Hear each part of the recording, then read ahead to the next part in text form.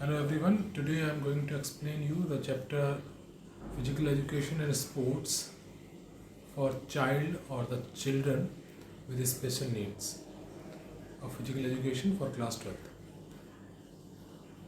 In fact, my dear viewers, in this chapter we will discuss about the disability and disorder. What do you mean by the disability? Disability means lack of capacity to do any kind of work. किसी व्यक्ति के किसी भी काम को करने में जब कठिनाई होती है, प्रॉब्लम होती है, तो ऐसी कंडीशन उस पर्सन के लिए डिसेबिलिटी कहलाती है और ऐसे लोग जो हैं वो डिसेबल कहलाते हैं. You have faced number of times such kind of person, such kind of colleagues, they have a problem और you can say they have the restrictions to do the everyday activities. जब किसी भी individual को जो अपने daily routine की activities हैं, everyday की एक्टिविटीज़ हैं, उन्हें करने में रेस्ट्रिक्शंस फील होती हैं, प्रॉब्लम फील होती है, तो ऐसे लोग डिसेबल कहलाते हैं. Then what is the meaning of the disorder? Disorder means a mental illness. In the disorder also the person और can say any individual will feel the restrictions, but these restrictions are directly related to the mental level.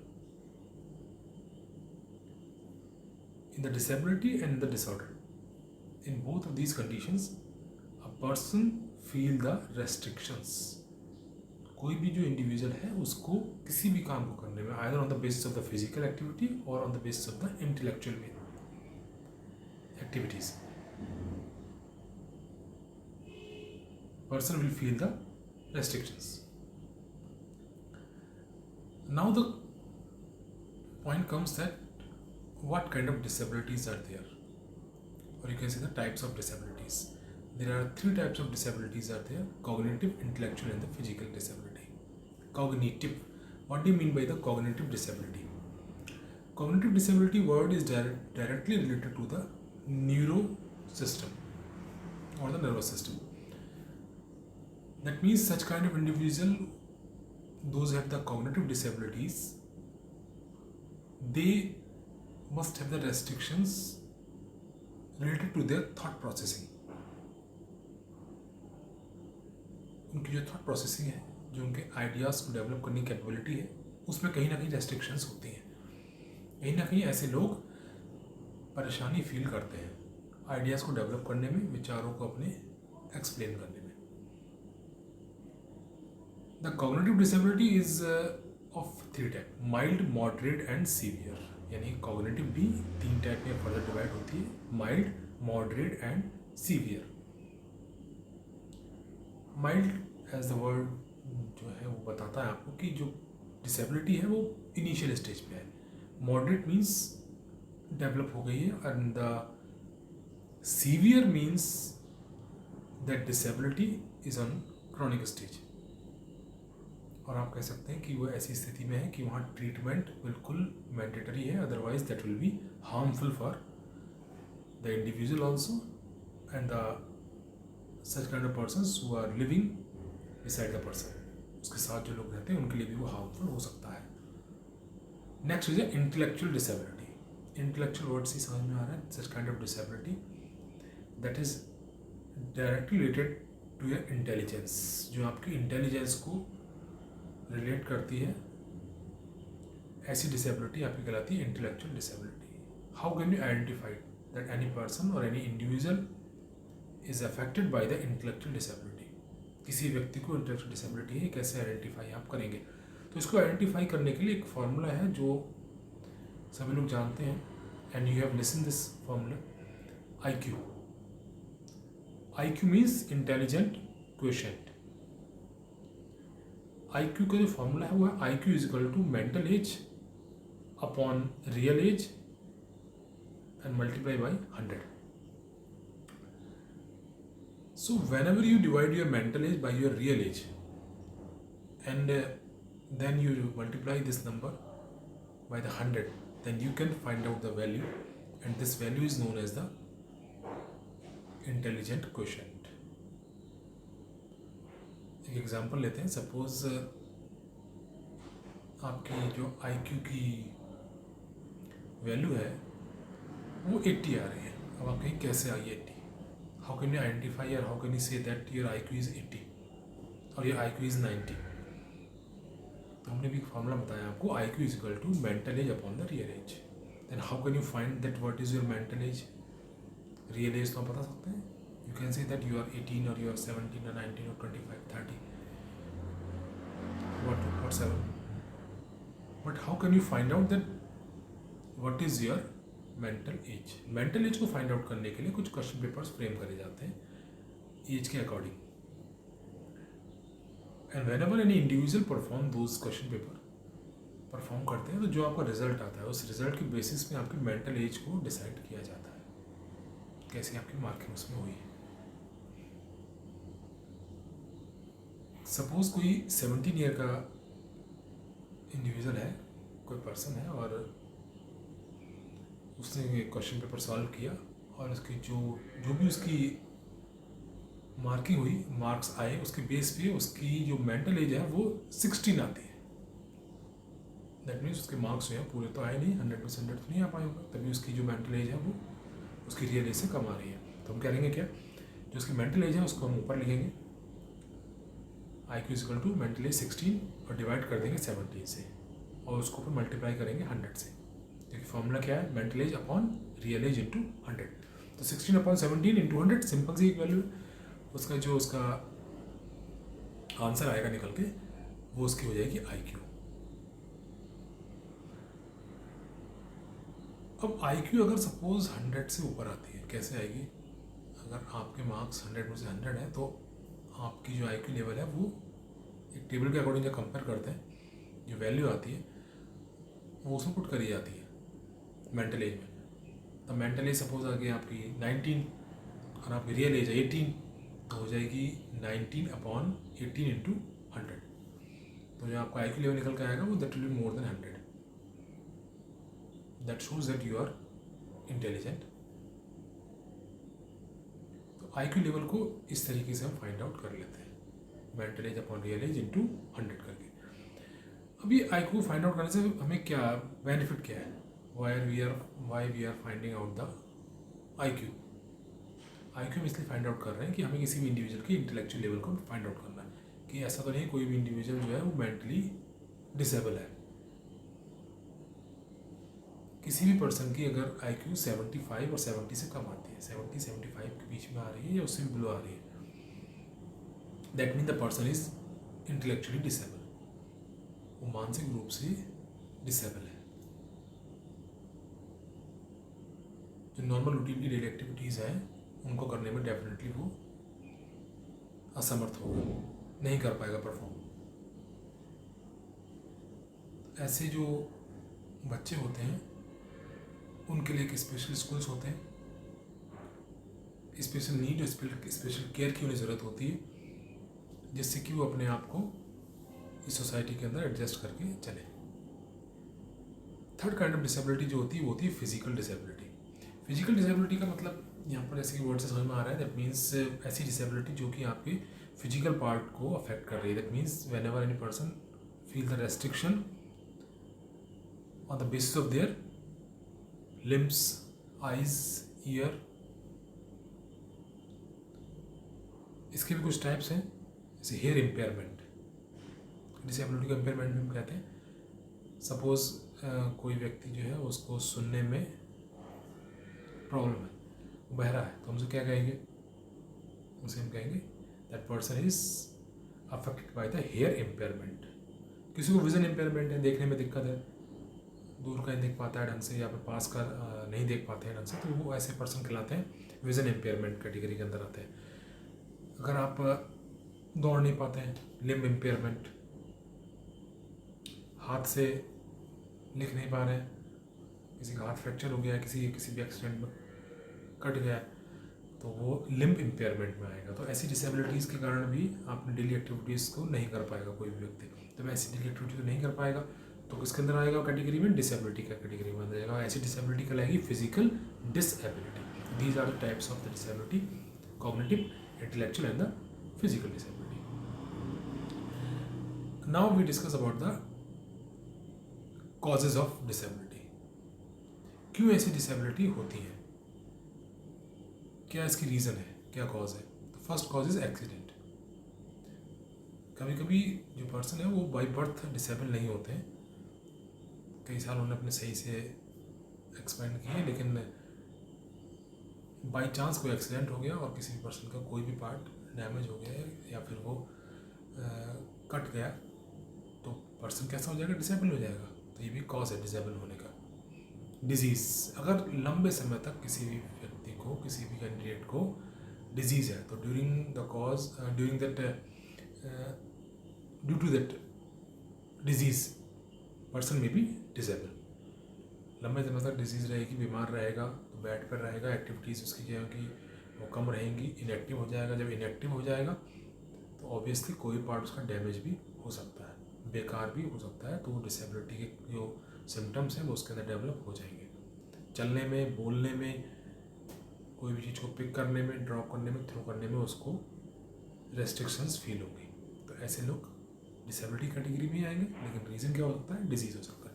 Diet is also a main cause of disability. यदि if anybody will not take a proper diet, then he or she will be feel the tiredness, continuously tiredness, थकान feel होगी उसे। जो continuous थकान feel होगी, उसकी body के जो सेल्स हैं वो धीरे धीरे डैमेज होने लगेंगे। डैमेज हो जाएंगे तो वो डिसेबिलिटी की फॉर्म में निकल के आएंगे। और कुछ समय के बाद इंडिविजुअल जो है वो डिसेबल हो सकता है। War is a main cause of disability. जो आर्मी पैरामिलिट्री फोर्स में होते हैं कुछ लोग, तो ड्यूरिंग द वॉर भी उनके साथ ऐसी कुछ कैजुअलिटीज़ हो जाती हैं कि उनके कोई ना कोई पार्ट जो है वो डैमेज हो जाता है, तो वो डिसेबल हो जाते हैं। Heredity, sometime it happens that a person whose father or forefather are disabled, तो may be possible that they will carry दो सिम्टम्स विद देम, उनके अंदर भी वाले सिम्टम्स को वो डिसेबिलिटी हो सकता है। These may be a cause, और this may be a cause of the disability. Environment किस तरीके का है, ऐसा तो नहीं इंडस्ट्रियल इन्वायरमेंट में है, जैसे कि कुछ सीमेंट की इंडस्ट्रीज़ हैं या पेस्टिसाइड्स या केमिकल फैक्ट्रीज़ हैं, इंडस्ट्रीज़ हैं, तो उसके आसपास जो उनका इफेक्ट है अदर इन द एयर, हवा में या आसपास के पानी में जो इफेक्ट है, उसके कारण भी कई बार ऐसा हो जाता है कि इंडिविजुअल और कैंडिडेट जो है वो डिसेबल हो जाते हैं। It is also a cause of the disability. These are the cause of disability, जिनके कारण डिसेबिलिटी हो सकती है। नाउ नेक्स्ट टर्म है डिसऑर्डर, जो भी बताया था आपको। Disorder means mental illness. अब इस मेंटल इलनेस के भी कुछ टाइप्स हैं। There are some types of disorder. First disorder जो है वो है attention deficit hyperactivity disorder. जो डिसऑर्डर के बारे में बताने जा रहे हैं बहुत ही इंपॉर्टेंट डिसऑर्डर्स हैं, और ये डिसऑर्डर्स एग्जाम में एक ना एक डिसऑर्डर जरूर आता ही है। So you just go through these disorders. Attention deficit hyperactivity disorder, पहला डिसऑर्डर जो बताया मैंने, जिसकी शॉर्ट फॉर्म होती है ADHD। इसे एब्रीविएशन की तरह भी यूज़ कर सकते हैं। A for attention, D for deficit, H for hyper activity and D for disorder. तो इसमें जो वर्ड्स लिखे हुए हैं इनसे अपने आप ही इसका साइंस निकल के आ रहा है। अटेंशन डेफिसिट में, डेफिसिट मतलब कमी हो जाना, अटेंशन की कमी। हाइपर एक्टिव यानी ज़रूरत से ज़्यादा एक्टिव हो जाना, तो ये भी एक डिसऑर्डर है। जैसा कि हमने बताया था कि डिसऑर्डर क्या है, साइकोलॉजी को आपकी और आपकी मेंटल इलनेस को शो करता है। तो इफ़ एनी चाइल्ड और any individual is unable to pay the attention and show the activity more than the requirement, जितनी रिक्वायरमेंट है उससे ज़्यादा एक्टिविटी शो करेगा और अटेंशन कम से कम रखेगा, तो उसका जितना भी काम है, जो भी उसकी एक्टिविटीज़ हैं, वो सारी की सारी अफेक्टेड हो जाएंगी। और ये एक डिसऑर्डर की तरह उसके साथ रहेगा और उसके हर काम में ये क्या करेगा, एक रेस्ट्रिक्शंस डेवलप करेगा। तो ऐसे बच्चे जो होते हैं वो क्लास में, स्कूल में या घर में भी कुछ ना कुछ प्रॉब्लम्स क्रिएट करते हैं, क्योंकि वो डिसऑर्डर से अफेक्टेड है। अब ये डिसऑर्डर जो है, इसके कॉजेज़ जो है, जितने भी डिसऑर्डर मैं बताने जा रहा हूँ अभी, इनके सबके कॉजेज़ मैं लास्ट में बताऊँगा आपको, because causes are the same. जो 5 डिसऑर्डर हैं, 5 डिसऑर्डर्स आर देयर, इनके जो कॉजेज़ हैं वो सेम होंगे, उस लास्ट में डिस्कस कर लेंगे। पहले हम डिसऑर्डर्स के बारे में डिस्कस कर लेते हैं कि डिसऑर्डर होता क्या है, इसमें किस तरह के सिम्टम्स होते हैं। सेकंड डिसऑर्डर जो हमारा वो है सेंसरी प्रोसेसिंग डिसऑर्डर।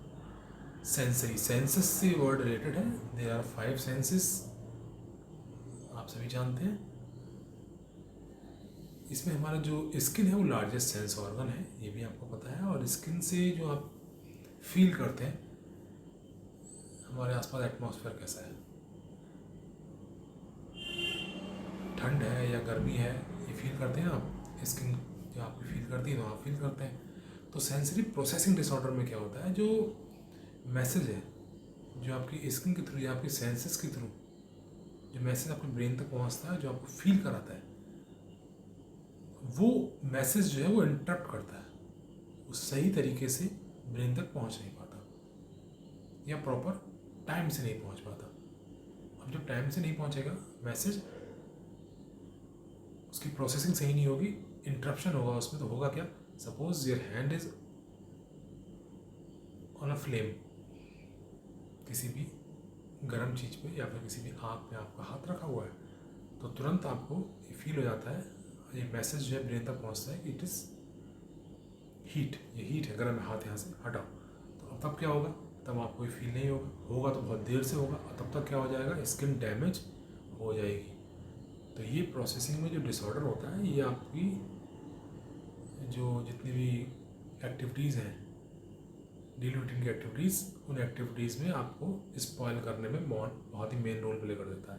कई बार बर्फ़ में हाथ रखा है, पता ही नहीं चला कि वो ठंडी है, गर्म चीज़ को छुआ, पता नहीं चला कि गर्म है, तो उसमें क्या होगा, शरीर को बहुत ज़्यादा नुकसान हो सकता है। तो it is a disorder, sensory processing disorder. इस डिसऑर्डर में आपने आपको नुकसान पहुँचाए थे ना चाहते हुए भी। नेक्स्ट डिसऑर्डर जो है वो है autism spectrum disorder. Autism spectrum disorder जो है, इसमें जो चिल्ड्रन होते हैं, जो चाइल्ड होते हैं, वो अपने आप को बहुत ही ज़्यादा रिजर्व रखते हैं, अपने और जो साथी हैं, कलीग्स हैं, उनके साथ ज़्यादा इंटरेक्शन नहीं बढ़ाते। तो इस तरह की जब एक्टिविटीज़ करते हैं तो धीरे धीरे साइको होते चले जाते हैं, वो एक डिसऑर्डर बन के निकलता है। इसका नाम होता है ऑटिज्म स्पेक्ट्रम डिसऑर्डर। इसमें इंटरेक्शन मेनली जो होता है बच्चों का साथ के बच्चों के साथ, क्लास के बच्चों के साथ भी वो ज़्यादा डिस्कस करना पसंद नहीं करते, अवॉइड करते हैं, अकेले रहना पसंद करते हैं, अपनी चीज़ें शेयर नहीं करते हैं। तो ऐसे डिसऑर्डर में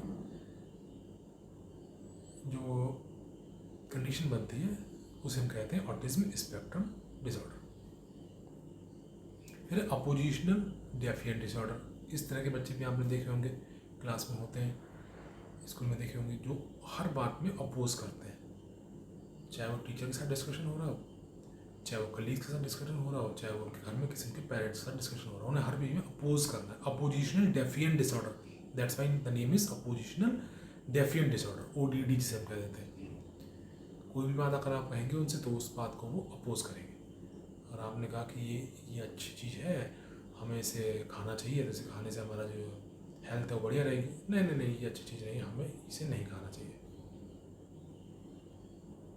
मामले में फेस किया होगा ऐसा, ये किसी भी चीज़ के बारे में अगर डिस्कस करेंगे किसी भी फील्ड में, तो अगर आपको अपनी बात उनसे मनवानी है, एग्री करवाना है, तो आपको उस बात के अगेंस्ट उनके सामने रखनी होगी, तब वो उस बात से एग्री कर सकते हैं। अदरवाइज उनकी ये हैबिट होती है ड्यू टू द डिसऑर्डर कि वो हर बात में अपोज करते हैं, एग्री नहीं होते, इसीलिए कहते हैं अपोजिशनल डेफिएंट डिसऑर्डर। फिर एक होता है ऑब्सेसिव कंपल्सिव डिसऑर्डर। ये बहुत ही कॉमन सा डिसऑर्डर है जो कि आप लोगों ने फील भी किया होगा, फेस भी किया होगा। ऑब्सेसिव कंपल्सिव डिसऑर्डर, यहाँ 2 वर्ड आ रहे हैं, ऑब्सेसिव एंड कंपल्सिव। ऑब्सेसिव का मतलब क्या है, कंपल्सिव का मतलब क्या है। ऑब्सेसिव का मतलब यहाँ पर है अनवांटेड थॉट्स, एंड कंपल्सिव का मीनिंग यहाँ पर है repeating behaviour. Whenever any individual affected by such kind of disorders, then such kind of individual do this kind of activities. What kind of activities? That they always think about the unwanted thoughts. वो हमेशा unwanted thoughts के बारे में सोचते रहते हैं कि अगर मैं यहाँ से बाहर निकला तो बोले ऐसा हो जाएगा, अगर मैं साइकिल से गया तो साइकिल पंचर हो जाएगी, बाइक से गया तो बाइक गिर जाएगी। दैट मीन्स अनवांटेड, जैसा होना नहीं चाहिए ऐसा वो चाहते नहीं है, लेकिन ऐसे थॉट्स उनके अंदर आते रहते हैं। Why these thoughts are coming? Due to the obsessive compulsive disorder. Compulsive में क्या कंडीशन होगी? कंपल्सिव में रिपीटिंग एक्टिविटीज़ करते हैं, रिपीट करते हैं, रिपीटेटिव बिहेवियर बन जाता है उनका। कोई भी काम करेंगे, सपोज लॉक लगा के जाएंगे गेट के बाहर, तो लॉक को दोबारा से चेक करेंगे कि लॉक बंद है कि नहीं है, थोड़ी देर बाद आगे जाके। सपोज कोई सामान उन्होंने किसी जगह पर रख दिया है, थोड़ा सा बाहर जाएंगे, वापस आएंगे, देखेंगे कि वो सामान, वो इक्विपमेंट उन्होंने प्रॉपर प्लेस पे उसी जगह पर रखा है कि नहीं रखा है। कन्फ्यूज रहेंगे कि शायद मैंने वहाँ पर वो चीज़ नहीं रखी है। Why this confusion created? Only because of the disorder. These are some psychological disorders, mental illness को शो करते हैं डिसऑर्डर्स। हाथ धो लिए, आके बैठे, बातों में लगे, भूल जाएंगे, फिर दोबारा सोचेंगे शायद मैंने हाथ नहीं धोए, फिर मिनट लगेगा शायद हाथ नहीं धोए, तो जर्म्स जो उन्हें अफेक्ट कर सकते हैं, वो दोबारा जाएंगे, फिर से हाथ धोएंगे, एक्टिविटी को रिपीट करेंगे।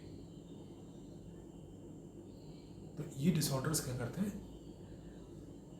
ऑब्सेसिव कंपल्सिव डिसऑर्डर कोई ऐसा कोई बड़ा नुकसान नहीं करता है, लेकिन क्या है कि आपको एक साइको बना देता है, और साइको होने के कारण ही ऐसे सिम्टम्स आपके निकल के आते हैं।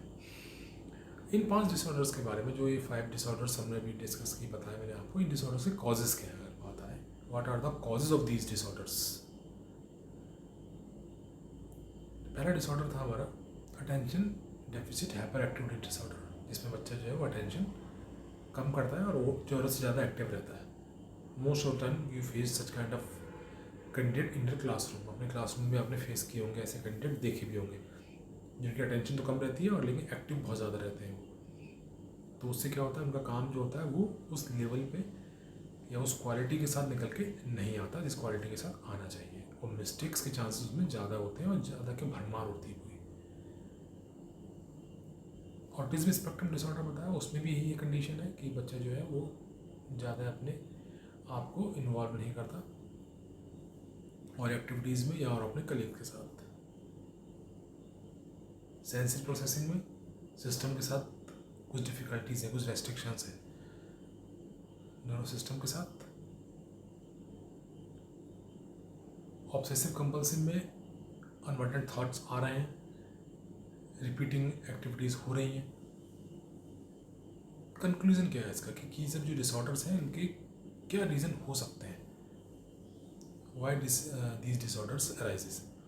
तो पहला कॉज जो है वो है ब्रेन और head injury. Some time it happens, हमेशा नहीं कह सकते कि यही रीज़न हो, यही कॉज हो, but some time it happens कि कभी कोई बाई चांस किसी का एक्सीडेंट हो जाता है या कोई गिर जाता है, तो गिरने से उसके ब्रेन में या फिर उसके हेड पे कोई इंजरी हो जाए। तो इस रीज़न से भी जो डिसऑर्डर्स बताए थे इनमें कोई सा भी डिसऑर्डर डेवलप हो सकता है। May be low birth weight, it's another cause of these disorders. Low birth weight, जब बच्चे का जन्म होता है तो उसका जन्म अगर उसके जो स्टैंडर्ड वेट होना चाहिए उससे कम है, तो ऐसे सिम्टम्स एक एज के बाद आ सकते हैं, 17 के बाद, 20 के बाद या आफ्टर 10 ईयर के बाद, किसी भी एज में ऐसे सिम्टम्स डेवलप हो सकते हैं, डिसऑर्डर वाले सिम्टम्स डेवलप हो सकते हैं। इन्वायरमेंट, अगर बच्चा या उसके पेरेंट्स ऐसे इन्वायरमेंट में रह रहे हैं जो कि हाइजीनिक नहीं है, जहाँ पर इंडस्ट्रियल एरिया है और ऐसी गैसेस है इन्वायरमेंट में, इतना ज़्यादा नॉइज़ पोल्यूशन है, इतना ज़्यादा एयर पोल्यूशन है, जिसका अफेक्ट धीरे धीरे उनकी बॉडी पर पड़ रहा है और वो कुछ समय के बाद सिम्टम्स के रूप में निकल के आता है। तो ये भी एक कॉज हो सकता है। Environment is also a main cause for these disorders, and genetic, or you can say heredity, it's a main cause or the important cause of a disorder. Sometimes it happens to, ऐसा भी कई बार होता है कि अगर आपके father या four father को कोई भी डिसऑर्डर है तो उसके उस डिसऑर्डर के आपके साथ भी होने के चांसेस बढ़ जाते हैं। डिसऑर्डर्स जितने भी हैं इनको क्योर कैसे किया जाए। अगर ये एक्यूट और क्रोनिक दो कंडीशंस होती है, अगर एक्यूट स्टेज में है, साइको लेवल पर ही है, तो साइकेट्रिस्ट की हेल्प से, उनके ट्रीटमेंट से इसको क्योर किया जा सकता है। But if the disorders are on the chronic stage पे है और बहुत ज़्यादा उसके सिम्टम्स डेवलप हो चुके हैं, तो फिर वो एक जैसे कहते हैं पागलपन सन की हो जाता है, फिर उसका कोई इलाज नहीं हो पाता, फिर वो आपके लाइफ लॉन्ग पूरी ज़िंदगी साथ ही रहते हैं ऐसे डिसऑर्डर्स, जिसके सिम्टम्स कभी कभी निकल के आते हैं, कई बार रेगुलरली कंटिन्यूसली भी उसके सिम्टम्स आपके साथ होते हैं। तो these are the some disorders and disabilities that we have discussed in this chapter. Next topics we will discuss in the next video.